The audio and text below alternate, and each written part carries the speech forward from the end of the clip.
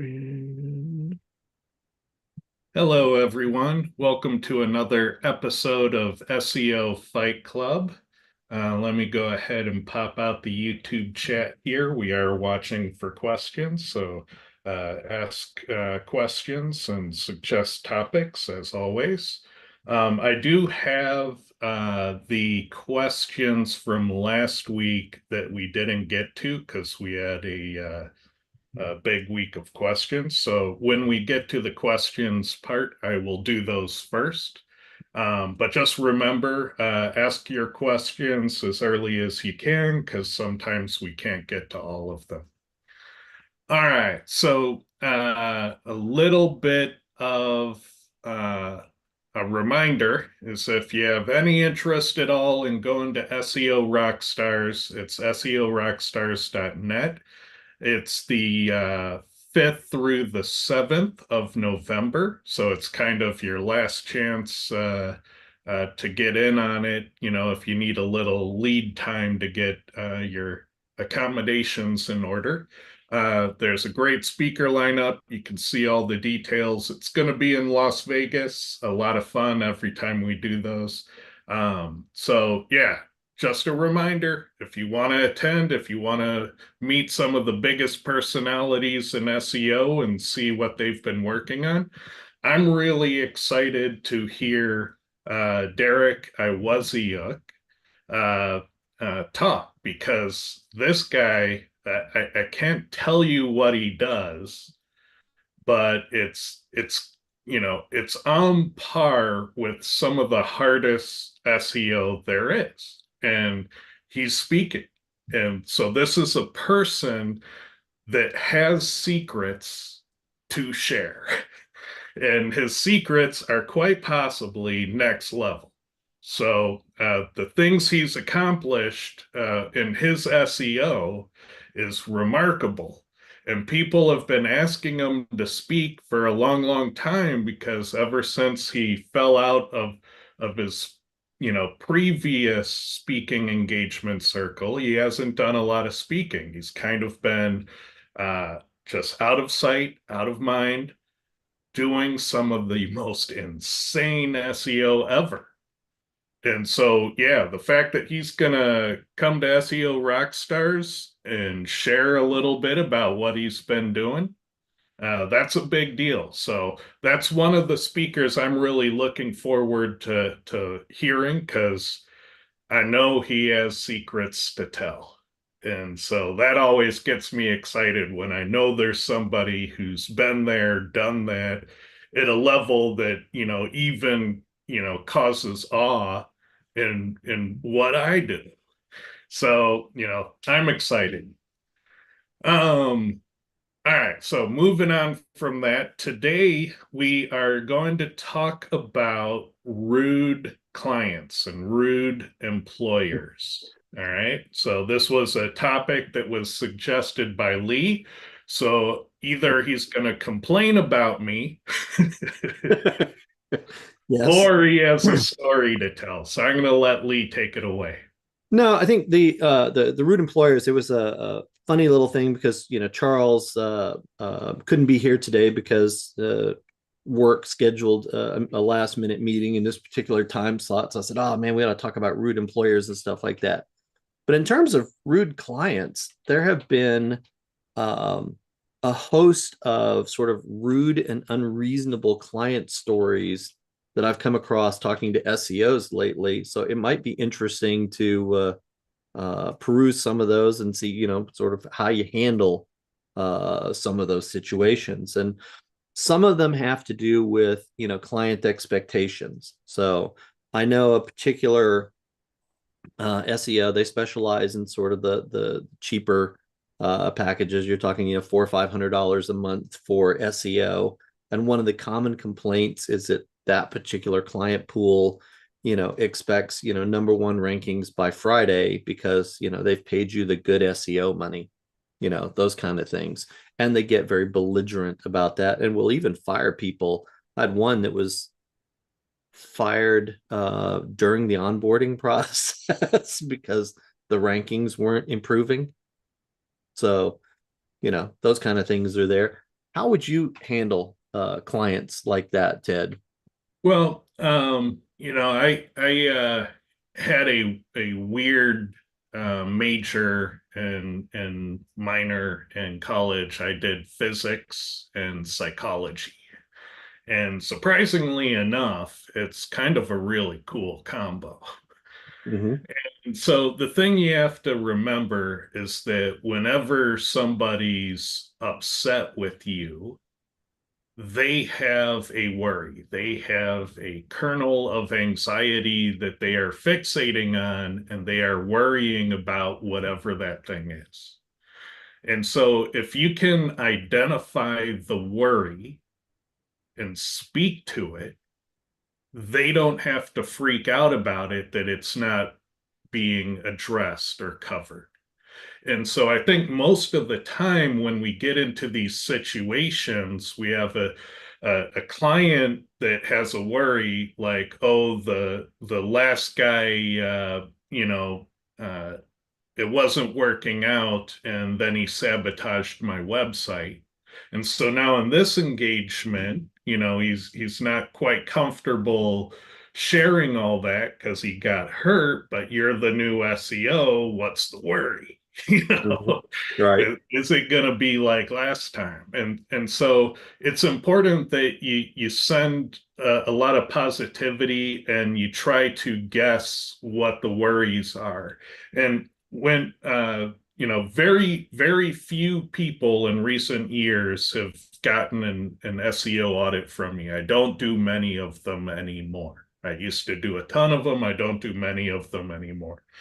But in those audits, the very first section I have in each audit, and I do all my audits in time indexed video.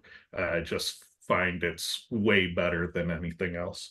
Um, and the first section is working with an SEO. And I explain the role, I explain the problems that happen within the organization. I explain a lot of the worries. I explain how to address them. Hmm. And and that is like step one. You gotta manage all those expectations. And you talk about all the different ways it can go sideways. And the reason you do it is because you want to avoid this going sideways. Right. And so when you just have that up front with these clients, in just a 15-minute video, you can avoid a ton of problems. Yeah. And I talk about infighting. I talk about a lack of prioritization. I talk about not all the value is in the rankings. Um, just tons of stuff that you can think of all the problems you've ever had, and you can make a short video about how those things happened and how you hope to avoid them in this engagement. Right. I had a when I see stuff like that, because I did not in SEO but different industry, client work for 30 years. And so I know clients are a pain in the butt. And so I learned a long time ago that some are just not worth it. There's just not enough aspirin in the world to get you through some client, engagements. And so I just learned fire them, and stuff like that. So that was always sort of my flip response when I see these, this client's being a pain in the ass and da da da, just fire them. But it was, I don't know, about 3 weeks ago, I was listening. Honey was talking to a group. They were meeting on Zoom. And she goes, you're not really going to be free running your agency until you have fired your first client. And I was like, yes, that is absolutely, true.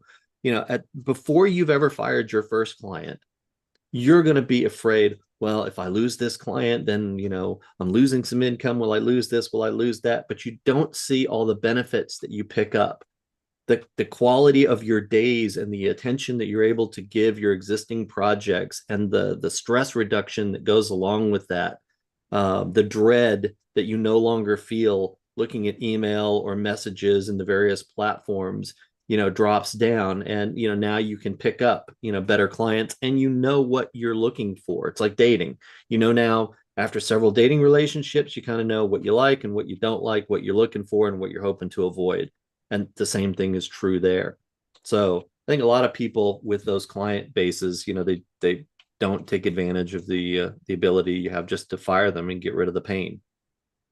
Yeah, and a lot of fledgling agencies, the more experienced ones, not so much, but the beginners in agency SEO and the beginners in SEO consulting, they fail to recognize that their business is a timeshare. Mm-hmm. So there's a very different quality of service when your roster has 3 clients on it versus when your roster has 8 clients on it. Because there's only so many hours in a day. So now you're dividing your time based on your number of clients on the roster. So those bad clients that are taking up 80% of your time are actually hurting all the other clients on your roster. So it's really important to take note that when one client takes up 80% of your time, that's not a good thing for your business overall. No, and there's also the other one that's come up recently, and I laughed at this because I've seen it in different permutations. Um, they had this particular SEO had a client that the keyword that they wanted to rank for was highly specialized. And when I talk about highly specialized, they were trying to do a local service, but the national search volume for their primary keyword was 30 searches a month. So they ranked the client, I think, number two in their area, and top 10 nationally for that particular thing. And then the client's complaining that there's no calls. There's not a lot of business coming in, because that's the business that they want to provide. And the explanation of, well, you're not going to do that, we told you up front that if we ranked you for this keyword, it wasn't going to do a lot for your business, did not meet with the client's um delusion of the world that they lived in. you know that Yeah. is another challenge that I see in various sort of bad client SEO stories. Is, okay, I'm ranking number one, how come the phone isn't ringing off the hook? Yeah, if you're in an industry where there is a general education deficit about that industry with the population at large, Mhm. SEO might not be the right marketing tool. SEO is for people that already know what they want and know how to search for it. If they don't know how to search for it, you're not going to pick them up in SEO. The classic example I give there is executive matchmaking, is a similar type of thing. Mhm. The people who need the service often don't know it exists and they don't know how to search for it.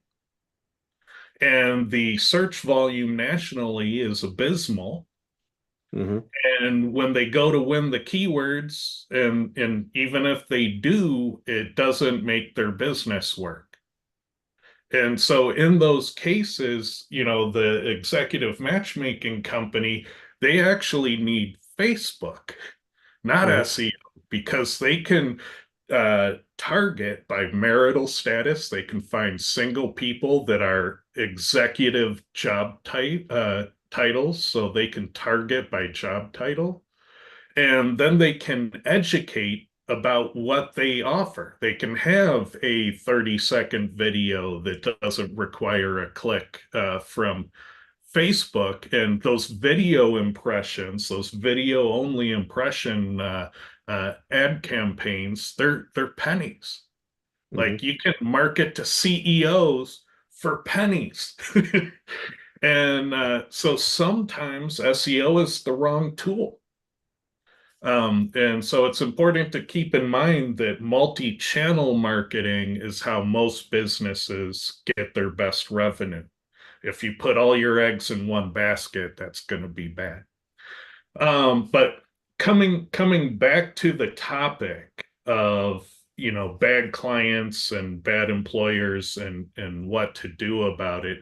Another problem is kind of this legacy attitude that SEOs have, where they come into an engagement and they talk about, oh yeah, your last SEO was a bad SEO and did horrible things. And what you don't know is that the last SEO was the owner's cousin, or Mm-hmm. the last SEO was the senior engineer's best friend. And so you're coming in and you are spewing venom on a liked person who couldn't figure out a hard problem. And that's never going to win you points. That's going to set a tone that you probably won't recover from. And the truth is, the SEO they probably did probably wasn't bad. And what we've come to find over the past years is that bad SEO is very, very rare. Usually, what most people's SEO is incomplete. They did some of the right things, they either didn't do enough or they didn't do uh, everything they needed to Right. do. They only did some of it.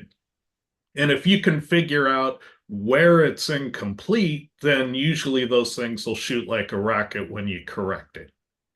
And so it's probably more correct in any given situation to classify the SEO of the previous guy as incomplete, not bad.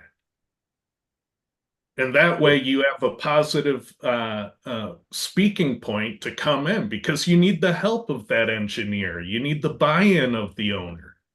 And you don't want to be a person that can only get ahead by throwing someone else under the bus.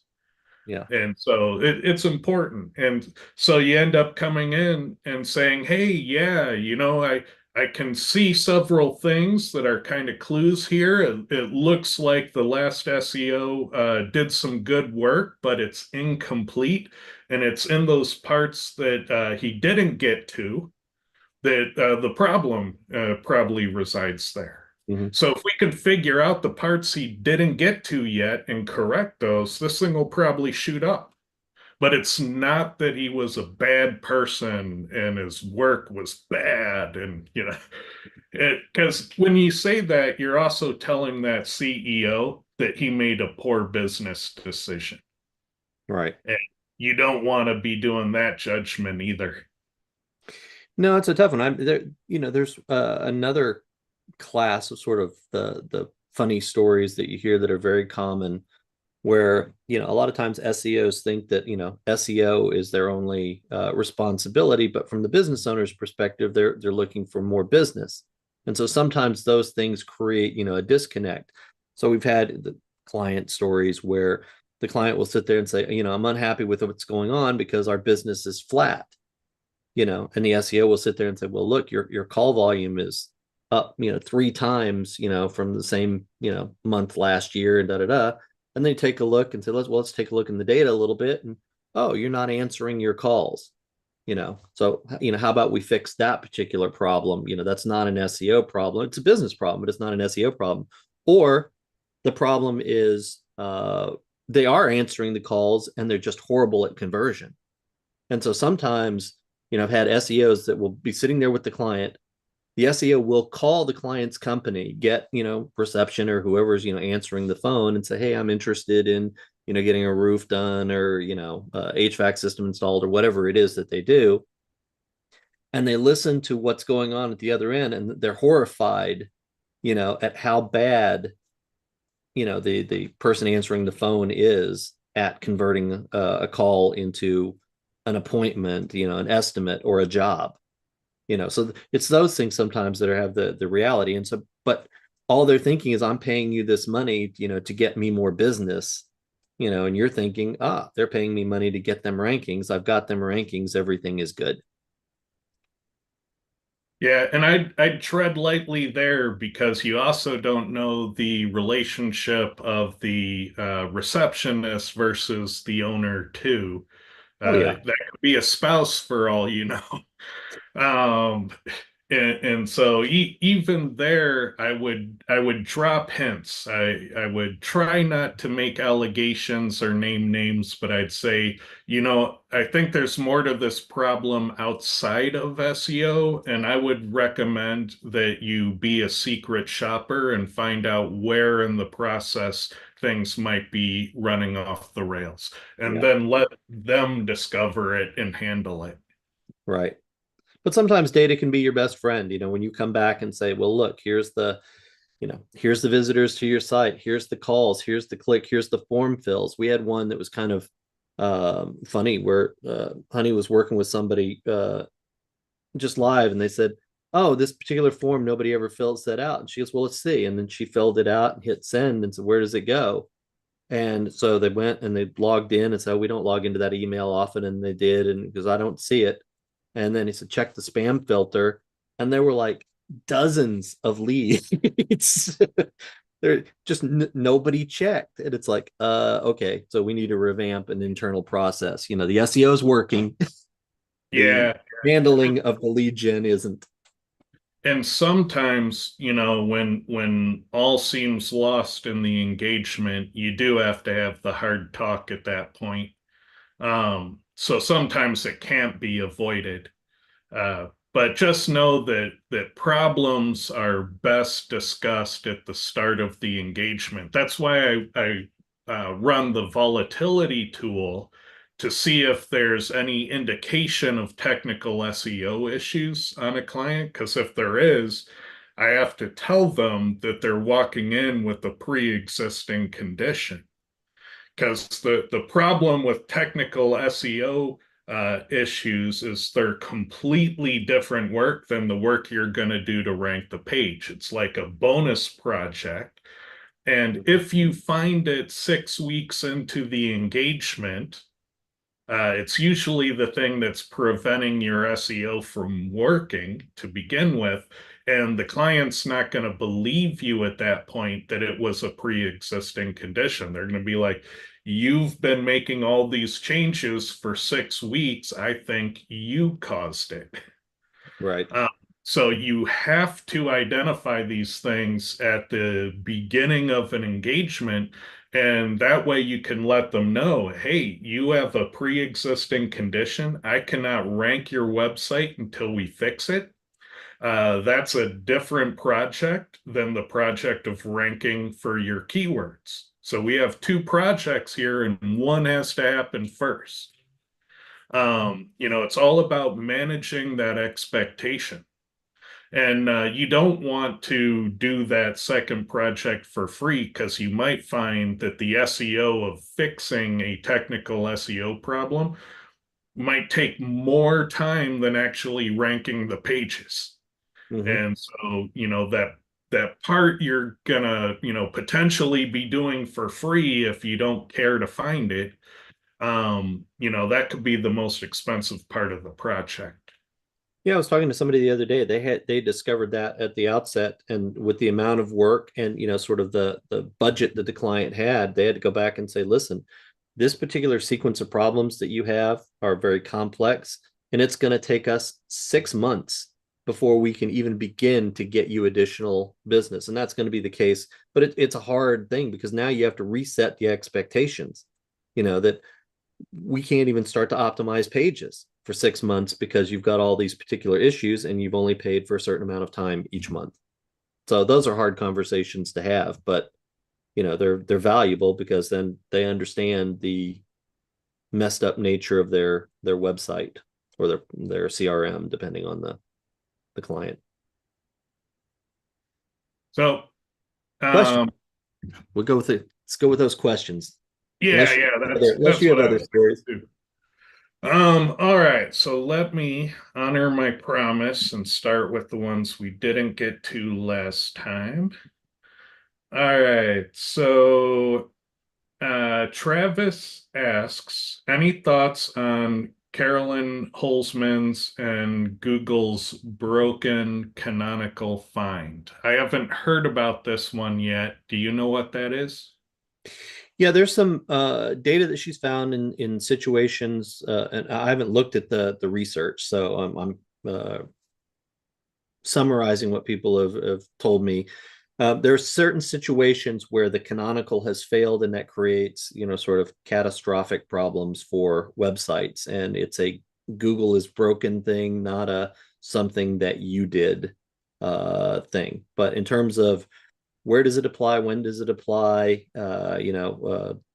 what's the research? I haven't looked at it, so I can't comment on it. I would be careful about assuming it's only Google's fault. That might be the case, but I can tell you that Google is assigning a trustworthiness to your website's canonicals. Can they be believed?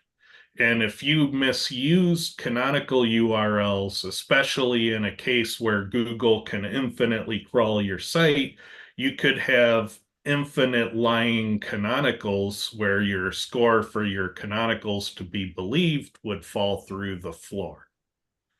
Right.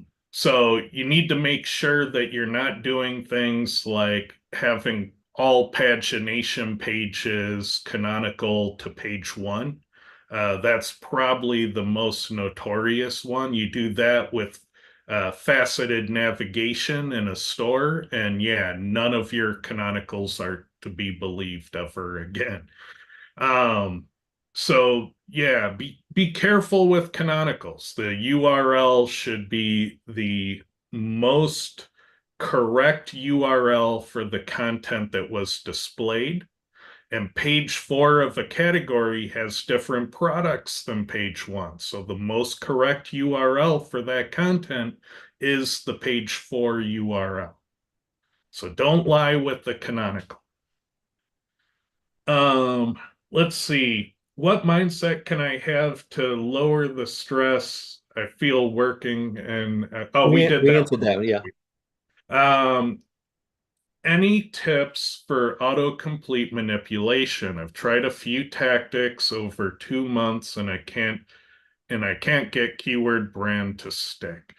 Um, Well, I only know what's worked in the past. I don't know if it still works now. So take what I say with a grain of salt here.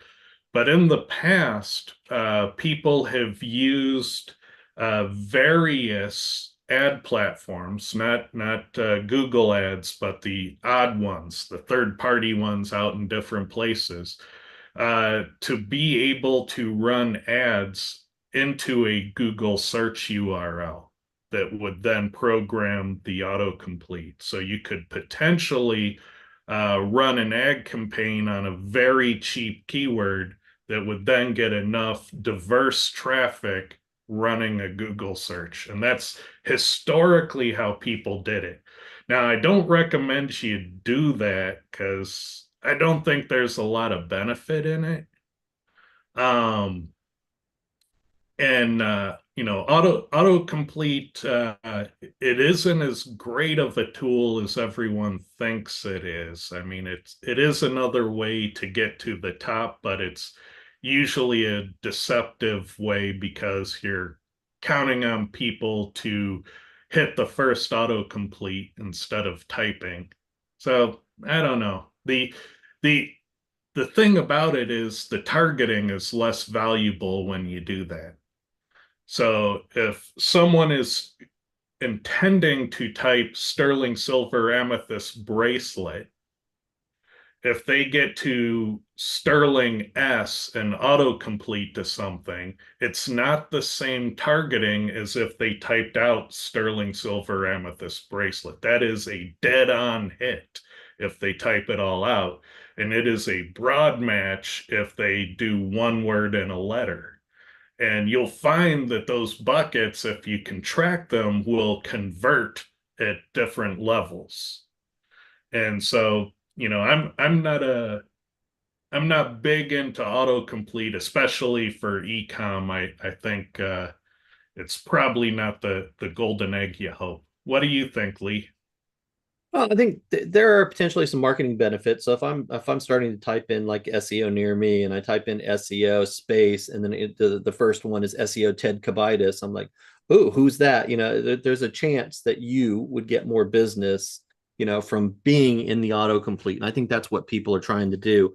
I think the other one, because autocomplete theoretically is a function of the number of times, search is uh, typed into the search engine, a lot of people have used sort of viral traffic manipulation, CTR type of things, where they just continue to use a bot to type a search string over and over and over and over again until Google relents and says, oh, when people are searching for SEO, they're looking for SEO Ted Kubaitis a good chunk of the time. So that's another method for doing it. The advantage of it, I agree that it's going to be less targeted, especially if people are just dropping down, but it also does increase your volume of, traffic to your site for somebody who's searching for SEO and is willing to click on SEO Ted Kubaitis. So, All right. Let's see. Um, I used to handle over 12 million crawls a day. That's a lot of bots.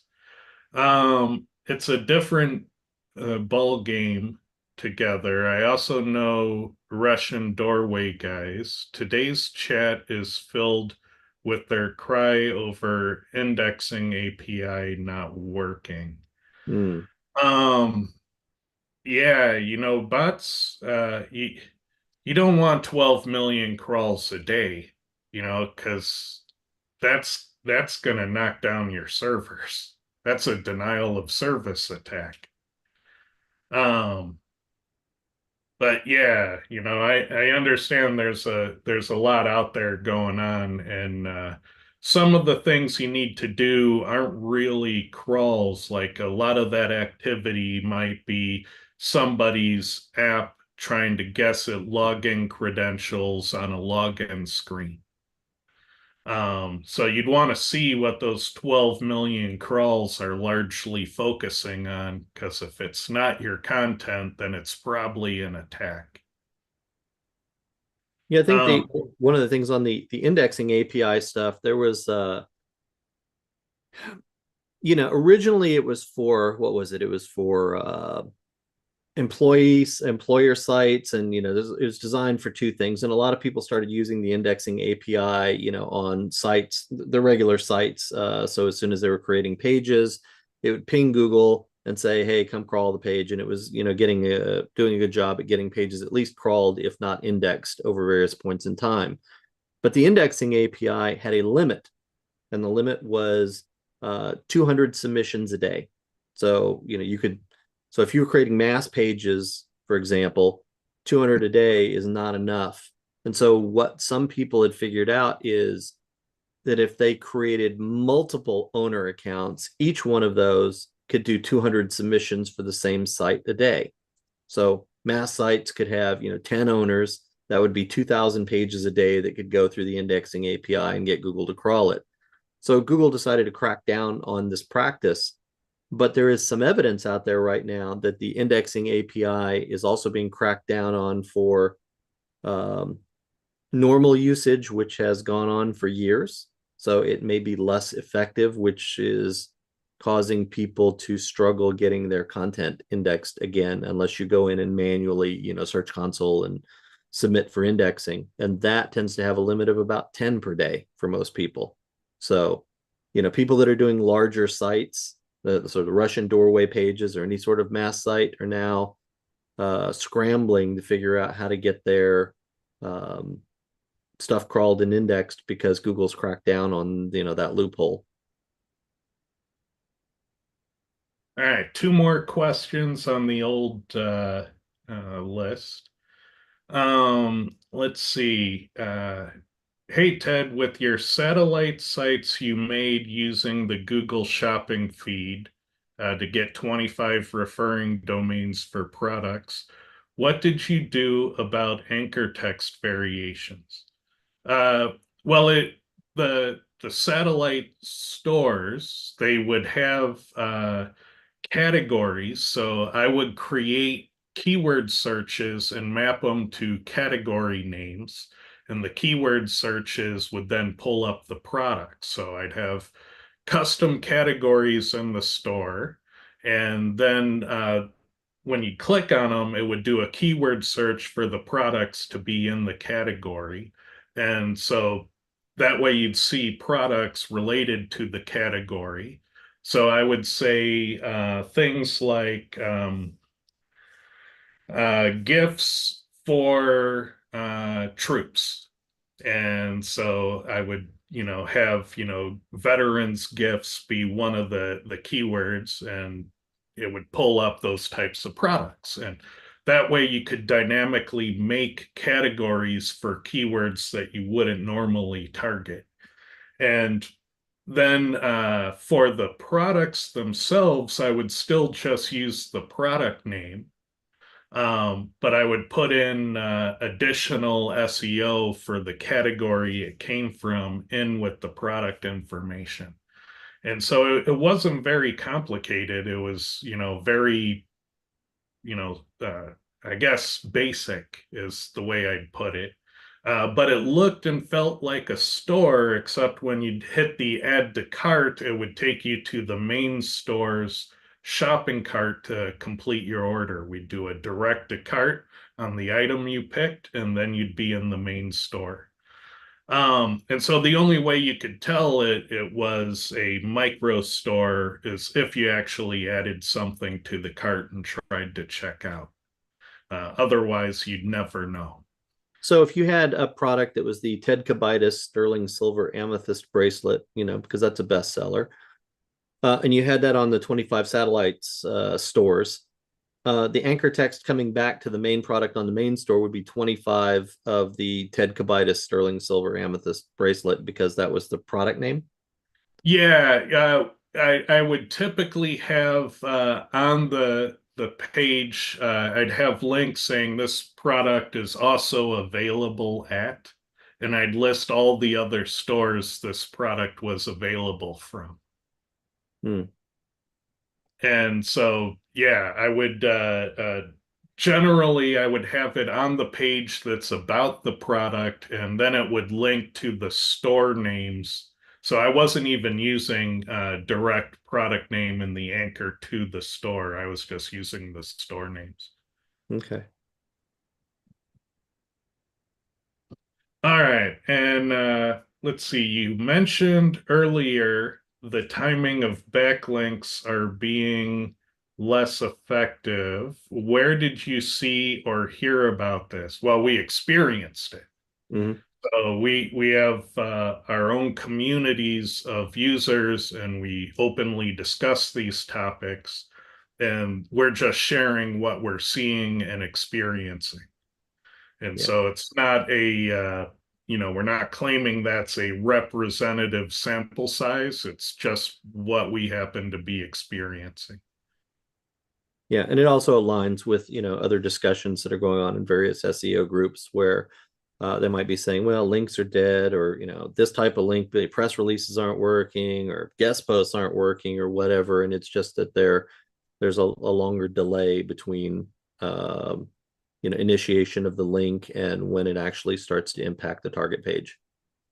Yeah, and historically, Google has never retired backlinks. There's still a top 200 factor, and that's top 200 on a list that's 135,000 long. So that's at the tippy top of the list still.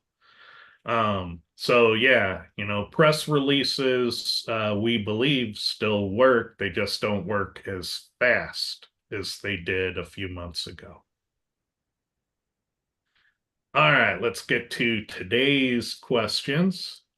Hi, Ted. I saw an interview with you recently where you talked about minimum viable SEO. When you do the press release for that, what do you normally include? What topics does that press release cover?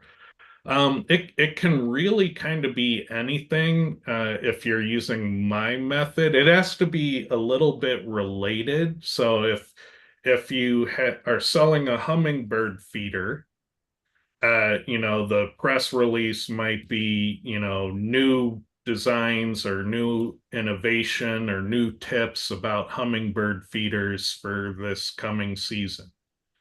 So it'll probably be informational. Um, it might be about the business. Like if I feel it needs to be more branded than that, then it might be about this business's new lineup of hummingbird feeders, what styles and materials and trends are happening. So you can make it informational. We don't need it to be the strongest SEO thing on earth. It just needs to be on topic. And the anchor text needs to be relevant and it needs to link to the page you're trying to rank. So the only times I've seen it like just totally not work, it's been times where, the recipe was changed. Like, oh well, I linked to the home page instead of the page I was trying to rank, or I just used the URL for the anchor text, or I talked about our specials throughout the whole thing and I didn't talk about the keyword at all. The common mistakes will get you. What do you think, Lee? Well, this is where you and I have different philosophical approaches to that and different tests with this. So, what I'll say is Ted's minimum viable SEO has two primary components: the web page that he's building to target the keyword, and the press release that he uses to power it up. And if you look at Ted's pages, which I've been fortunate enough to see, they're extraordinarily well SEO. They're very, very strong pages. And so I would argue that the reason his press release strategy works, although it's a little less on topic than I would like, he's got a very powerful target. And so that combination works, and it works for him for the press release to be very on target. So if you're looking at, the new hummingbird feeder that we're putting out, I would have the press release targeting that new hummingbird feeder, and it would be very hummingbird feeder centric. It would use, keyword variations of hummingbird feeder and the associated entities and things like that. I SEO my press releases just like I would SEO the page that they're on.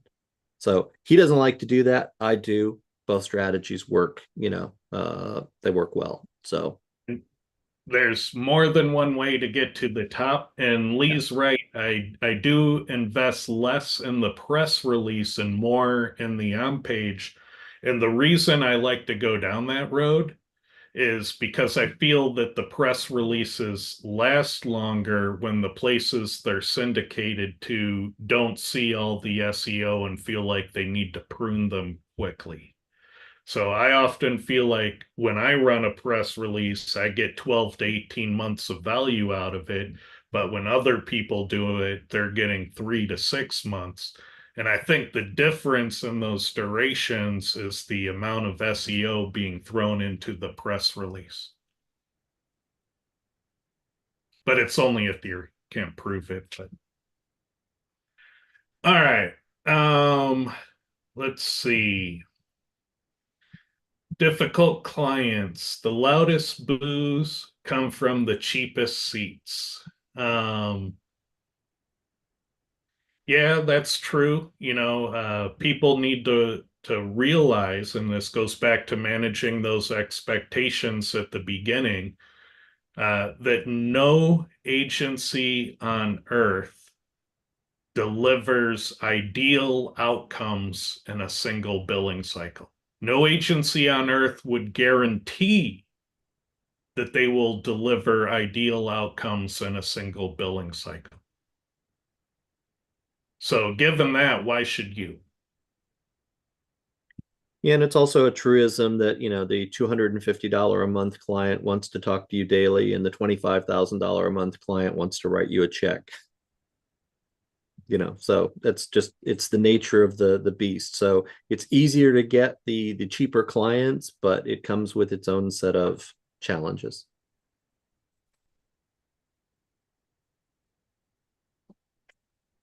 Let's see. My new website was no indexed before launch, but I've now removed the no index. Some URLs still won't index despite the manual indexing API and starting validation in Search Console for no indexation issues. The validation process is taking ages and never seems to complete. I wonder what is this the validation process where you claim ownership of the website? I would Yeah. recommend. No, that's the one where, if you go into Search Console and it tells you, you've got all of these Google systems things where it's, crawled, but, not indexed, or discovered, but not crawled, those sort of things. And then you go into those and you say validate fix, and then Google, Oh, comes back and recrawls that validation. And it does take a while because they don't come immediately to all those pages. It can take weeks, for that particular process. yeah, But those aren't going to be in the priority queue. I Uh, found something, I was going to say, I found something interesting. There was an article, it was about a week ago. Um, John Mueller was talking, he made some comments about sort of what to do and what not to do when you were launching a new site. And I found something that he said in there very, very interesting and likely true, which is, not something I often say about pronouncements coming out of Google. He talked about with a new website, when they come, if they come and they find it sort of, I'll call it in a state of disrepair. And what I mean by that is, sort of the hello world as the content that they see, or a come back later, we're building it, sort of page, those sort of templated pages there. When you finally put content up and they do come back and crawl it, it takes longer for them to process it through their system. It can take considerably longer.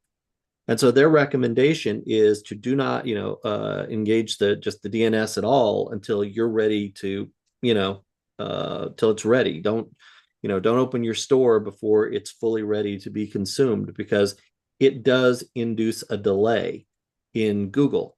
So situation like this, or situations where we've put up stuff where you've got the WordPress thing, and you let it go for a couple of days, and then you go, oh, let me go do the dissuade search engines. Well, Google's already come by and they've seen the damn thing sometimes, and so when you put the content on, it seems to take longer for those sites to take off.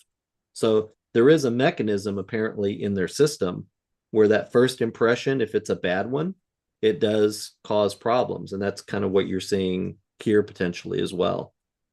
So I don't have any way of accelerating it or to know if that's what's going on, but I just found that interesting, and seemed true based on my own experiences of launching new sites.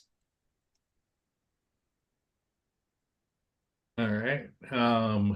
Let us know how that goes with time. I wonder if it's a time issue. And make sure that you actually did remove all of the no index directives, because you might have had multiple. They might still be out there, so definitely double check your work. Um, let's see. If I want to use blog posts to build power to pages on my site via internal linking, what does the keyword volume of the blog posts matter? Well, it only matters if you're capturing volume, right? Because if you're not capturing the volume, the keyword volume doesn't matter at all. And in many cases, you might want to expand keyword reach if you can, uh, because that can get you traffic without having to get better rankings. You do have to have some rankings in place to play that game, but sometimes the quickest path to, more sales isn't necessarily higher rankings. It's thinking about your keyword targeting and do you have all the keywords you should have on each page. Um, and so the example we often use here is, for the wireless Xbox headset store, going on to one of the products and putting a comma delimited list of words like the best wireless headset for Minecraft, best wireless headset Call of Duty, best wireless headset Fortnite, and so on. That yielded traffic in about 24 hours. But it did not change rankings of any of the target keywords. It just expanded the number of keywords per page to some keywords that their competitors were never targeting. And so, because of that, they captured that traffic because none of their other competitors knew to do that. So, just remember that, the goal is to get sales. Rankings do not equal sales. So you got to figure out how can SEO help deliver the sales. And sometimes it's rankings, sometimes it's keyword reach, and most SEOs forget the keyword reach side of things. So I like to look at SEO as a two-phase problem. Phase one, make it rank for a keyword. That's the cost of entry to play. And then you actually need to play the game. You need to expand the keyword reach for all the closely related terms that make sense to get sales. So phase one, phase two. And most SEOs are out there only doing phase one. So don't forget the second half of the job. What do you think, Lee? Well, I was originally confused about sort of the keyword volume of blog posts piece, but then you asked a follow up, which is does ranking on page one for a blog post with a keyword that has 10K searches pass more juice than a blog post with a keyword that has 100 search volume? And it was an interesting thing. So the first thing I would say, sort of on that cluster of question, is I don't know that, but it's intriguing because if you're ranking number one for a keyword that has 10,000 searches a day versus a keyword that has 100 searches a day, you're going to get more traffic to that first page than the second page. And some of those traffic signals can be some of those emerging SEO factors that we talk about, where it's not necessarily keyword volume that's driving it, it's the clicks that come from the higher keyword volume that are driving it, or some of those types of things. So I don't know, but it's an intriguing thing. But I can tell you, when I'm looking at internal linking, I'm not thinking about it in terms of, I'm thinking about, do the pages, are they relevant to each other, much more so than I am of, what's the keyword volume or the traffic or anything else that goes along with those pages. Yeah, and in a very unscientific explanation here, if you have a page, the cost of entry is still to rank for your best target keyword. If your best target keyword has, 100K search volume, then probably the keyword reach keywords you have, the best of those are probably going to target 10K and 1K.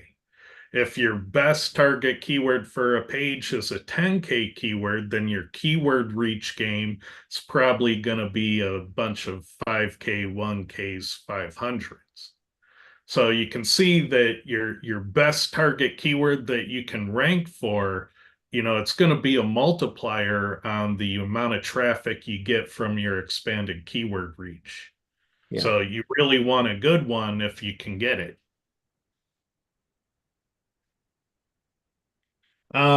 Let's see.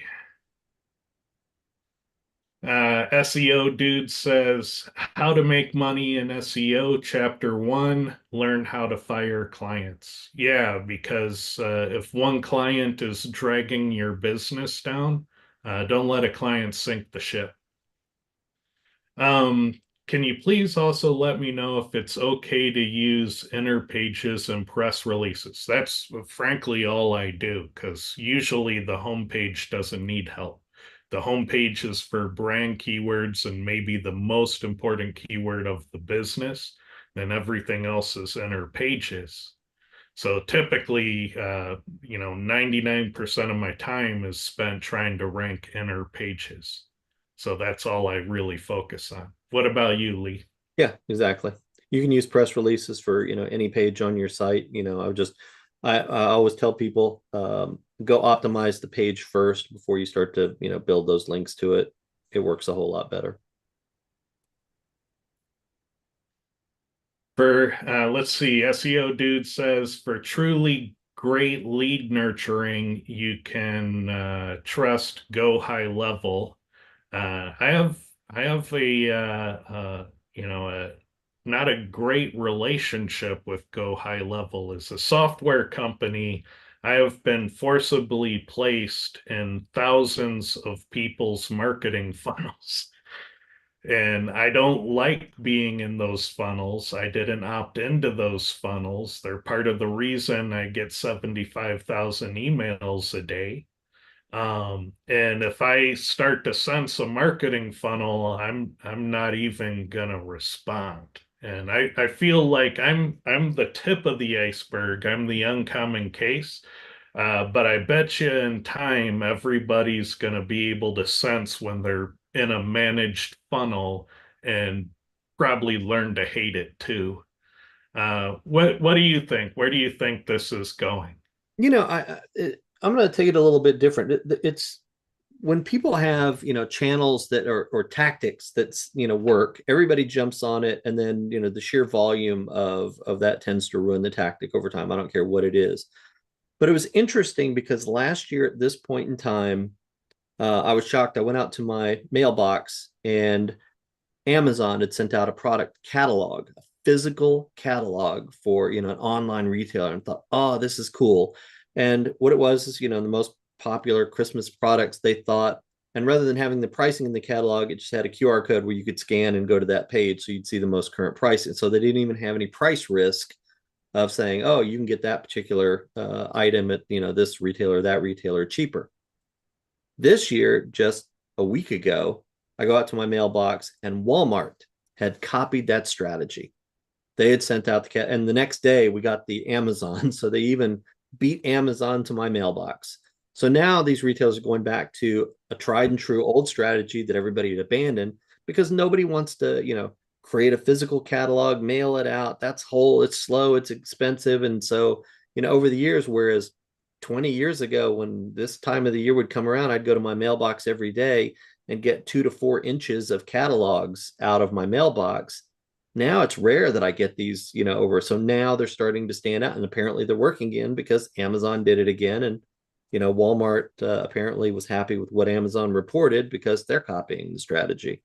So I think, in your example, the email, just being there in the flood of it, at some point it will reach a saturation point, and then people will have to switch to something else that'll work, or you're going to have to figure out a way to stand out in the mailbox. So, Yep. And I guess also I'm an oddball in our industry too because I don't believe in spamming people, so I don't engage in it. I don't want to be a part of the problem. I think we need a new method for sure. and All right. the other reason Ted gets all those emails is because I signed him up on all those dating sites because I just want him to be happy. That's all. Thank you, Lee. Appreciate it. Let's see. JP says I made local SEO fun again, creating a HTML and WordPress mass page builder.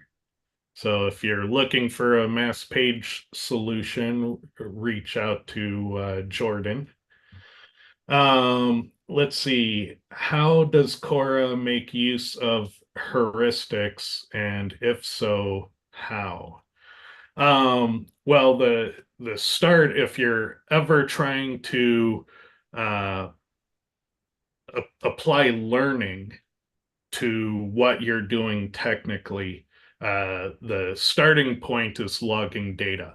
And so a lot of my customers know that I store data about a lot of the things we measure. So how do the factors perform over time, and what WordPress themes are ranking? Is any WordPress theme better? And I segment it by search engine and device type. And so I'm able to crunch these numbers, and I also do things like on the engineering side with performance benchmarks. So people see in my software that I've broken out the runtime of creating a report into these buckets of specified work. And I can say, oh, in the pre-processing phase, we're spending way too much time on doing this. I need to figure out how to do that better. And then additionally, I like to be able to follow the data. So I like the data to be able to be traceable back to a source. So when I see a measurement in Cora, we can follow it back to its source and say, let's view source on that page and see what drove up that measurement. Does this actually make sense with what they did on the page? So having that continuity of source is important. And then every version of Cora that's ever come out has had more data to verify the correctness of what Cora is doing. And so the next version is going to have an unprecedented amount of that ability. Like I'm going as far as in the sentence report to say how many of what types of words were in each sentence, and I can pull up by a site all of the sentences. I can compare with the website to see if we got them all. And then I can check the counting to see if it matches what it should be. And so being able to test your data in that type of way allows you to develop going forward to have better and better intended accuracy. And I use the word intended accuracy because there are lots of ways to count. And the best you can ever do in that is counting the way you intended to do so. And you ought to be able to explain how you counted a value and why you counted it that way. And the big example on counting is the used cars example. So used cars has typically three variations, used cars, the exact match, the word used, and the word cars. Might have the singular car too, um, but in that minimum where there are three variations, if you said used cars on your web page once is a word, and that's all, some software tools will tell you that's three variations because it matched used cars, it matched used, and it matched cars. Cora won't do that. Cora will see it as one mention, used cars, and it won't count it as three. So in that way, Cora doesn't tell you to over optimize your page. And another issue is that a lot of tools will say a page is over optimized, but that might be because of how they're counting. They're getting a 3x number as to what I would count. And yeah, if you 3x'd it, sure, that might be a lot more than you need to do. Um, and so that those are the kinds of ways I try to learn from my development. What do you think? Yeah, I think that's there. I think one of the other pieces when I look at the over optimization question is that all SEO tools, Quora, all of them, take a look at a certain subset of target pages, whether it's a couple of competitors on page one, all of page one, pages one and two, and do some calculations and compare your page to it. So if on page one, the average number of H2s is 20 and my site has 25, it'll say, oh, you went too far. You've overdone it, or over optimized on, this particular factor. Bring it back to 20, and the assumption there is that, Google likes the calculation that the software is making and no other variation, nothing short of it, nothing higher than it, which we know from testing isn't true. So, the question of over optimism, I mean, you're going to have to use some common sense when you interpret the data. It's not just the calculation and you just blindly follow it. That's just one of my pet peeves with people using any SEO software, especially when you get to the fractional stuff. You know, Cora says I should add another 2.3 H2s. Like, how are you going to add 0.3 of an H2? And then people say, well, should I do 25? Because that's 25.3. Should I do 25 or should I do 26? Is 26 over optimization? Is 25 under optimization? When it really doesn't make a difference either way. So, Let's see. What's your favorite helpful content update theories so far, and can you measure them in Cora? I think I stand alone in my theory of it. So take my theory of it with a big grain of salt. But my theory of the helpful content update was around the same time I started seeing pieces of helpful content showing up in the search results. So when you'd look for search for, protein powders or, the benefits of protein powders, it would find the benefit list and it would itemize it in the search result. That was helpful content. And it included things like pros and cons, ingredients lists, steps, feature sets, those kinds of things were kind of the quotable helpful content that was popping up in the search result. And if they can look for it and parse it and store it in a database and present it, then they can probably count it and score it too. So, it's not a big leap of faith that something you see happening could also be scored or quantified in some way. And so that's kind of my theory is does the content have these kinds of information in it?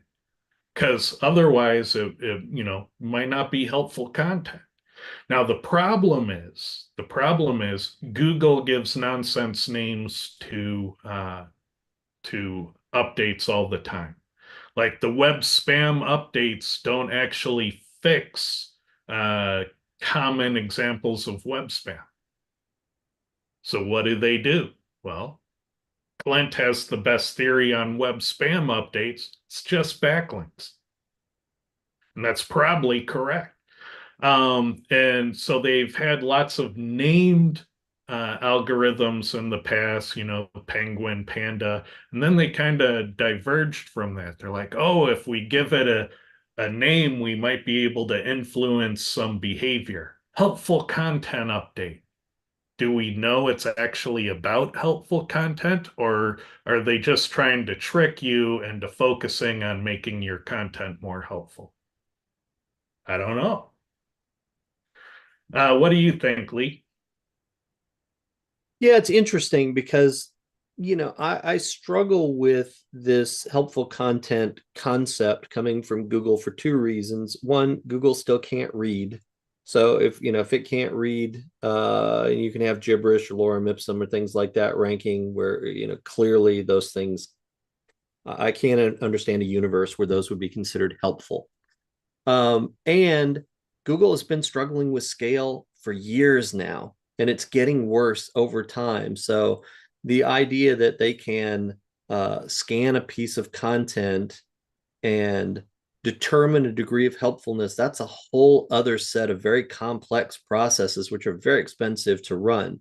So my theory about helpful content from the beginning was that is there other proxy signals that they could use to determine the likelihood that something is helpful or not? And so for me that came down to, on a website, what percentage of your pages have zero traffic, what percentage of your pages have zero backlinks? So if you have like a math site, you throw up a 3,000 page math site, how much traffic do those 3,000 pages have? How much links do those 3,000 pages have? Generally not much. And so over a period of time, if that sort of ratio maintains, it's a very easy calculation with data they already have. They could determine how likely it is when you add that next page that it's going to be helpful or not, whether they should pay attention to it or not, whether they should give it, its due love or not. So that's my theory on helpful content. I know that there are other theories out there, and there are very few people I know that are actually collecting data around the theories. So you're going to hear a lot of very intricate, complex theories backed by, one-off case studies, which are, very, very problematic. So I'm not sure that anybody knows what helpful content is clearly at this point. And even Ted's stuff that he talked about with the features that appeared, you've often said, we don't know if that's helpful content or just something that they're trying. because we can't connect the two. We don't know what's going on inside of Google's systems. So that's kind of my tinfoil on that.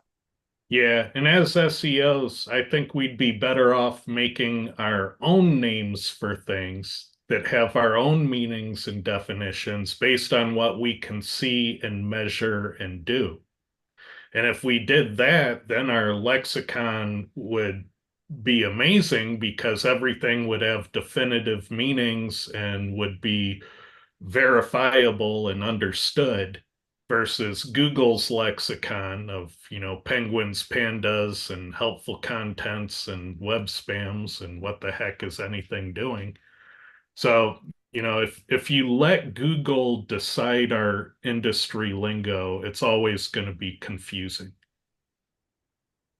Um, let's see. What page on a website should I try to link from? Um, Homepage. It's going to have the most authority, and a good backlink is hard to get. The second runner up is the most relevant page on the site for the page you're hoping to link to. Those would be my two picks. What about you, Lee? It's funny because I'm going to say it depends. I was thinking about this when I was talking to somebody the other day. Why is it that it depends is the most common answer that we give as SEOs? Well, in any particular site, there's a lot of pieces to a site. There's a lot of factors in a site. There's a lot of components, technical, on page, off page, and every site, has a unique deficit, a unique problem, which is why it always depends. So you sit there and say, hey, should I optimize this page this way or that way? And I might sit there and say, well, I would fix your technical problem because it's not going to matter how you optimize your page until the technical problem is solved. So it depends. Yeah, I tend to agree with your analysis. I like the relevant link. Well, homepage links tend to be the most powerful because those, for most sites, are the ones that get, the most incoming links. So they've got the most juice to offer. But not every homepage is relevant, so there's a trade-off there, and exactly where that trade-off is, don't know, and I don't have a tool that measures that. I think I missed one here.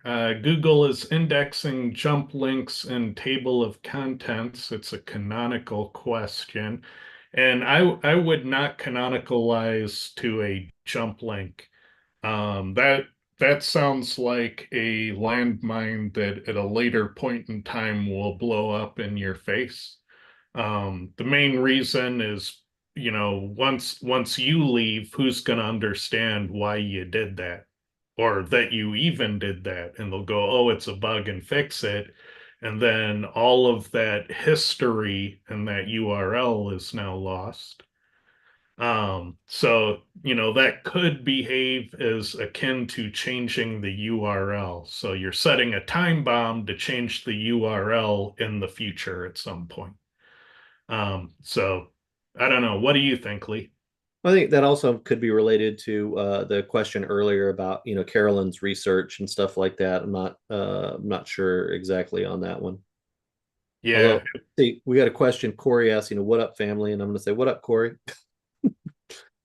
Let's see. What are the top three things I can do on a page to increase conversion? Well, your conversion funnel action buttons, the add to cart, view cart, checkout, and the procedural buttons during checkout, they should all be a conversion color. They should all be uniform, and they should all be the most obvious thing on the page. And so if your shopping cart is simply an icon in the upper right corner and there is no, cart button that's big and red, that's a big mistake. It's hard to check out. And shoppers, believe it or not, and most people are going to say no, but then watch your own behavior next time you go to an online store. They kind of want to be told what the deal is and what to do. So you need to make your promotions big and obvious. And then you need to make your conversion funnel the most obvious thing to follow, the obvious next step. to do. And then on your products, you want to use FOMO where it's applicable. So if something's on sale, say how long the sale lasts. If something is down to low levels of inventory, say that it's nearly sold out. Doing these types of things will help get the orders to go through. So words like nearly sold out and today only and stuff like that, very powerful tools. What do you think, Lee? Yeah, I'm going to go back. I think those are great. Those are great. I'm going to add one more to that list that comes back. I've worked in direct and database marketing for over 30 years in that, and done a lot of testing in this. And one of the classic things that I see people screw up on is that your page has one job to do, one action that you want that your person to take. And where we screw up is by having these little side streets, these little detours. So we come and you want to buy this software, and you can buy this software. You can call us, or you can fill out this form, or you can reach out to us on this platform or that platform. And the minute you introduce a choice, you lose people. You will lose conversion. And we think we're just trying to make it easy for everybody, but you're not. You're going to confuse them. And this is backed up by decades of tested data. The other thing that happens that you offer those choices saying, hey, we offer SEO services. We do on page, off page. But if you don't need that, if you just need a new website, we do web design. And if your web design is great and you've got a great website and your SEO is good, we also do pay per click, which is a great thing. And at that point, you've lost people.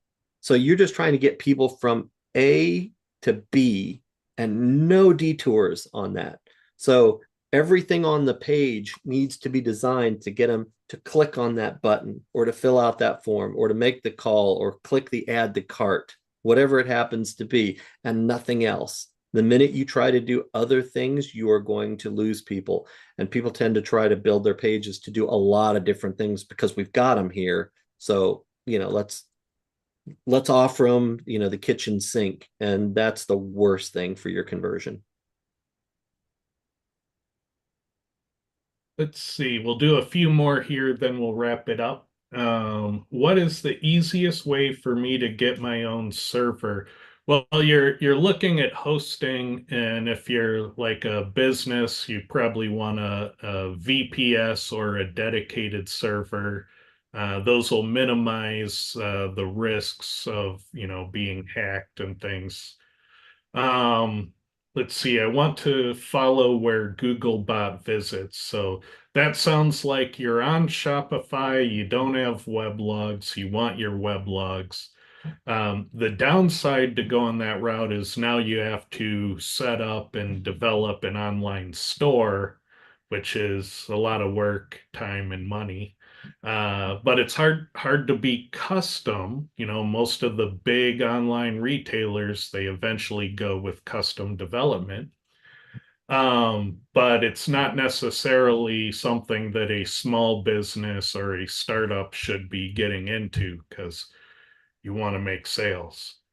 So, the other option, if you think Googlebot is getting into things it shouldn't, a talented SEO ought to be able to do diagnostic queries in Google to see what is indexed. And if they start seeing add to cart pages, if they see faceted navigation URLs indexed in search, then Googlebot has been doing those activities. So you don't technically need to get your own server to find out if this is a problem with your site. Any thoughts on that one, Lee? No, that was perfect. All right. Cloudflare has a great worker bot to filter API incoming. I'd like to split it at the query. New metrics equals 200 records in DNS. This is getting more technical than I'm aware of because I'm not a big Cloudflare user. Ted, are you waterfalling query into product argument array for your dynamic targeting? No, to put it simply, I don't want to be too technical. This is referring back to my microsites. When I created the microsite in just simple PHP scripts to pull the product feed had is basically the analog to the database. And so I would have a configuration file of which I would just map category names for the site to searches in the product feed. And that would map the information. That way I'd have unique categories in my stores that would pull products from the feed to populate the categories. And so that's kind of the way to do it. And I know that all products in the feed would be covered because I'd have a best sellers category that would just simply sort all products by best sellers. So if Google only crawled the best sellers, all products get covered. So I wouldn't overthink it, but all the information you need to populate categories is already in the Google product feed. The only thing you have to do, like in the configuration file, should be to specify a logo, a brand name. You'll want to specify what categories you want and what keyword searches against the feeds they will do. Um, and that's about it. Then you put the script and the configuration file uh, out on a server, and boom, you have a store based off of a merchant center feed. All right, let's see.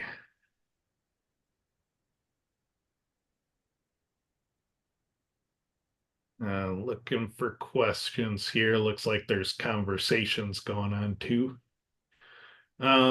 Let's see.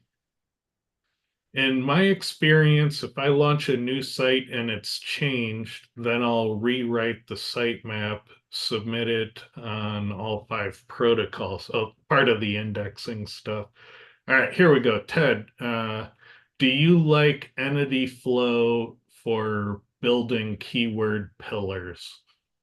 All right, so a lot of terminology in there. Not sure that I know that your meaning would be my meaning. So grain of salt here. I do like there to be relevance on the page a backlink is on. I do like there to be relevance in the uh, anchor text leading to the linked page. And I do like the context of the linked page to match the context of the backlinking page.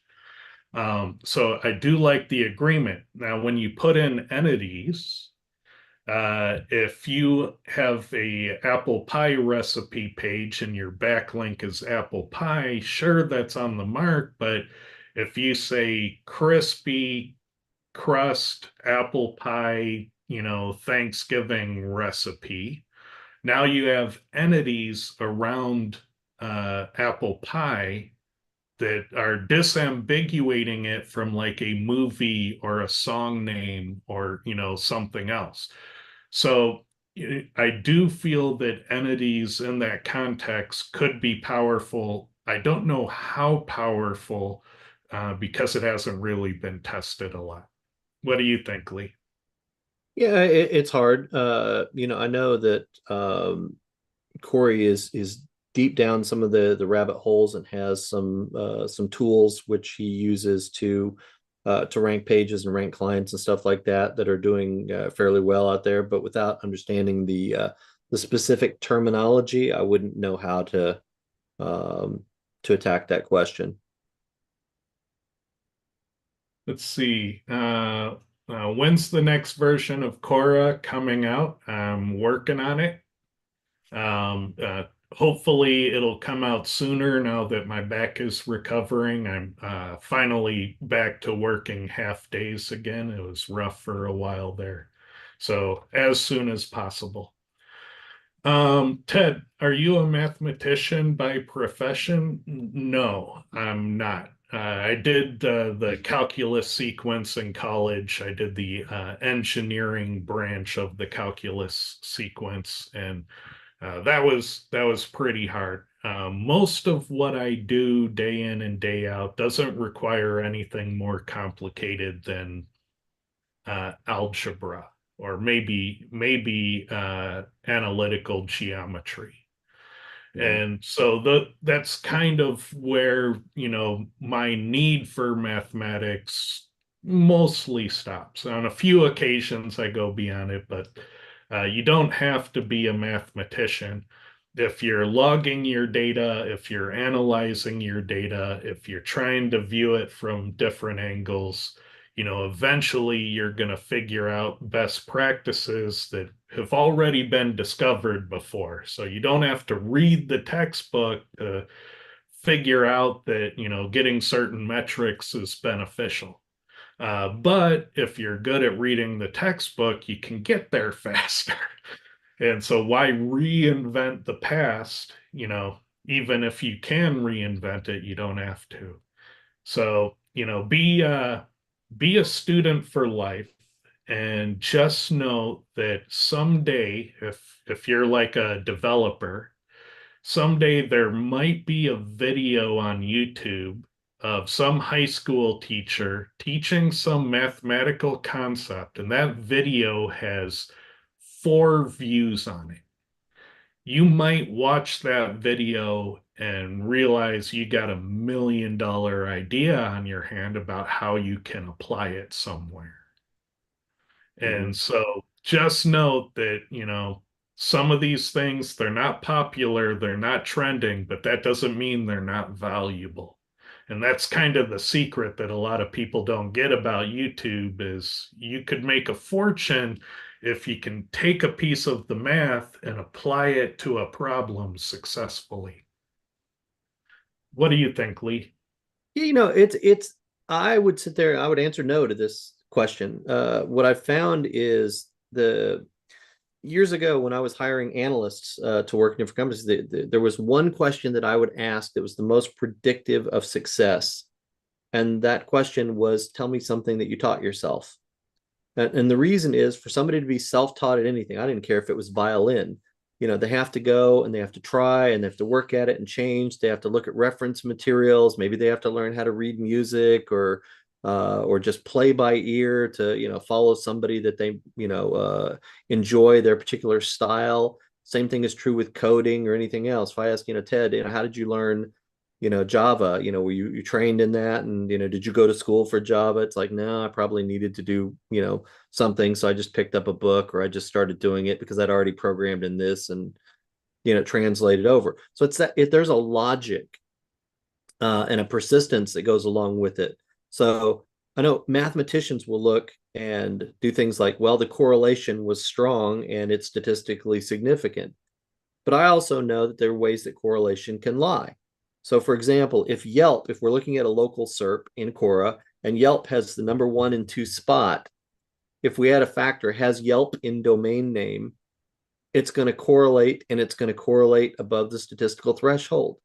So people will conclude that, I need to get a domain name with Yelp in it because that's the reason, that it's ranking. That's the correlation causation fallacy. But they don't even realize that you can correlate just by being at one of the extremes with very little data. People that are successful understand that and they understand to ignore that data point rather than just, blindly trust the math any more than you'd blindly trust a pronouncement coming out of Google. So there is an irreverent logic and trying to, sort of reverse engineer. So I find people with a hacking mindset tend to do better than people with, a degree or a training in any specific discipline. Let's see. Even if the numbers are a little different, it would be interesting to see if they are the same ratio in neuron writer, phrase, market, muse, surfer, pop, and Cora. Yeah, the problem is that they're not a little bit different, you know. Based on the example of counting, they're potentially 300% or more Mm-hmm. different. So that's going to be a very apples to submarines comparison. Yeah, I mean it's So hard, and I don't think people get just how hard it is. All right, so what's the word count? When you're looking on a page, do you include like alt text, which doesn't appear, but it will play if you're blind using a screen reader, so that text is there. So do we count the words in alt text? Do we count words in schema? There's a lot of text fields in schema. Do we count? We don't see it on the page, but do we count it? Or what about templated stuff like your footer? You've got data in the footer. Do we copyright 2024 SEO tool lab? Is that part of the word count that we should include on the page? And every tool makes different decisions about just the words, let alone the variations that you were talking about earlier. So they're way, way different. and And oh, I go was going to say, to Lee's point, in testing, we actually see that Google includes and excludes certain parts of the page. And so if you're including and excluding certain parts of the page, that means there's at least 8 million different ways to calculate a keyword density Mhm. or to calculate the word count that you use in a keyword density. So yeah, I don't think cross tool comparison will get you very far. Right. In general, because of these fundamentals, most of those tools are going to say that you're over optimized, and Core is going to say you need to add a lot more. And it all comes down to, how do you count? What do you include? What do you exclude? And, is there a correct answer? And I would argue is the answer that's closest to how Googlebot saw the page. All right, so let's see. Working on a big site that has gone through a redesign. All right, off to a bad start.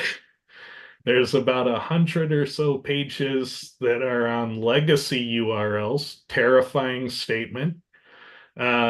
Which are 404 pages now, but have some links going to them. How would you handle that? I would definitely redirect those to the most relevant new URL on the site, most applicable, because you don't want to orphan those backlinks. And you want to make sure that those legacy URLs aren't in various hiding places within the ecosystem, because your new URLs and your old URLs can compete in Google, and that'll be very bad for a long, long time. So you want to make sure that those legacy URLs aren't in the RSS feeds. You want to make sure that they're not in the sitemaps. You want to make sure that you're not using them in ad campaigns. You want to make sure that they're not in the content links throughout your website's content database.